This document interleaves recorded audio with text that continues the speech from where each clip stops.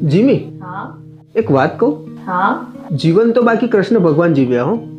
બાળપણ તોફાન મસ્તીમાં જીવ્યા, ગોપીઓ સાથે, રાધાજી સાથે રાસલીલા રમ્યા, વાંસળી વગાડી એમણે. અને અહીં આપણું જીવન કેટલા દુઃખોથી ભરેલું, મુશ્કેલી ભર્યું, ટેન્શન ભર્યા દિવસો. આપણા જ નસીબમાં કેમ આમ? બસ આટલું જ જાણો છો પ્રભુ શ્રી કૃષ્ણ વિશે? ચલો હું તમને ટૂંકમાં આજે એમની જીવન ગાથા વિશે કહીશ. શ્રી કૃષ્ણ પ્રભુ એ છે કે જેમણે જન્મ જેલમાં લીધો, પોતાના મા બાપનો મમતા ભર્યો સ્પર્શ ના મેળવી શક્યા, બાળપણથી જ મૃત્યુના પડછાયા હેઠળ જીવ્યા, દરેક પલ દરેક ક્ષણ મૃત્યુ અને રાક્ષસોથી બચ્યા, પરંતુ ખુશ રહ્યા દરેક સંકટમાં પણ.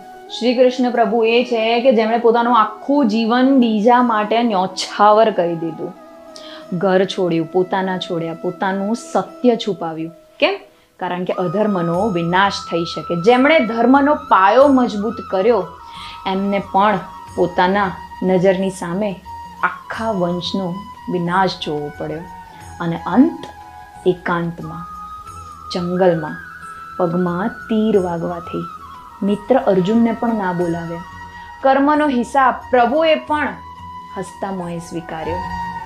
પ્રભુએ પોતાના જીવનના દુઃખો પરથી સાબિત કર્યું કે જે જેવું કર્મ કરશે એ એવું જ ફળ પામશે. કર્મચક્રનો જે પણ હિસાબ થાય છે એને શીશ ઝુકાવીને સ્વીકારવું એ જ સાચો ધર્મ છે.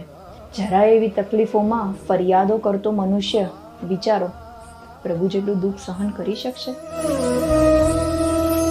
જય શ્રી કૃષ્ણ.